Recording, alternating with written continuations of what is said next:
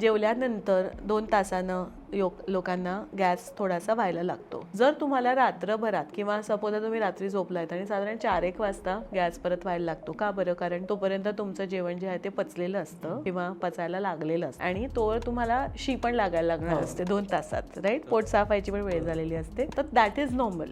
पण त्या अखंड रात्रभरच नुसते गॅसेसमुळे झोप नाही लागते किंवा फिरतच बसायला लागतंय, मग मी इनो पी, मी ए पी असं काही जर करायला लागतंय तर दॅट इज नॉट नॉर्मल. आणि ढेकरचं काय कनेक्शन असतं का याच्याशी? ढेकर ही युजली जे खूप पटकन जेवतात त्यांना येते आणि काहींना म्हणजे जसं काउज मिल्क प्रोटीन अलर्जी जर असेल तुम्हाला, CMP अलर्जी म्हणतात त्याला, तर काउज मिल्क प्रोटीन अलर्जी असेल किंवा लॅक्टोज इंटॉलरन्स ज्यांना असतो खूप जास्त. लॅक्टोज म्हणजे काय? दूध आणि दुग्धजन्य पदार्थात लॅक्टोज असतं. ते जर तुम्हाला पचवता येत नसेल तर तुम्हाला हा त्रास होतो. साधारणपणे पेरिमेनोपॉझल बायका झाल्या की म्हणजे 40 नंतर पुरुषांमध्ये पण बघायला की लहानाचे मोठे आम्ही दूध पिऊन झालो आणि आता आम्हाला पचत नाही.